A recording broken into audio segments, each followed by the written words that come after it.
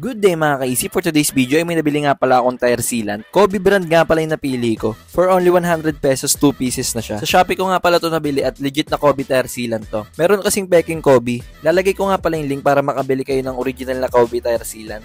Ipapalagay ko nga pala to sa motor shop para hindi na ako mahirapan. Actually, kaya nyo talagang gawin to mga ka-easy. Wala lang talaga akong time para maglagay. At syempre, kasama na rin pala dito yung pantanggal ng pito, yung kulay pula na yan, at yung hose papuntang gulong. Excited na pala ako palagyan ng tire sealant yung gulong ko mga ka-easy. Para iwas singaw at hindi ako mapalatan mga ka-easy. So ayun na nga, tinanggal nga pala ni Kuya yung pito. Meron nga pala siyang sariling pantanggal. Pagkatanggal nga pala niyan, talagang sisingaw talaga siya ng sobra. At ayan, mini-mix pa ni Kuya.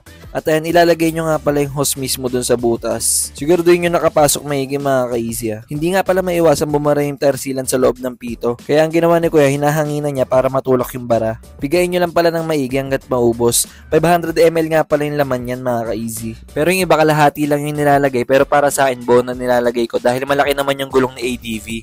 At ayan, hinahanginan na nga pala ni Kuya. Same procedure nga rin pala dun sa kabilang gulong mga ka-easy. Pagkatanggal nyo ng pito, pasok nyo yung hose, pigayin nyo ng dahan-daan pero madiin. Tsagain nyo lang pala yung pagpiga mga ka-easy para makapasok yung tire sealant sa loob ng gulong ng maayos. At ayan, tapos na nga pala lagyan ng tire sealant yung dalawang gulong. Tag 500 ml nga pala yung tag isang gulong mga ka-easy. Ikot nyo lang pala yung gulong para matapalan yung mga singaw at butas sa gulong ninyo.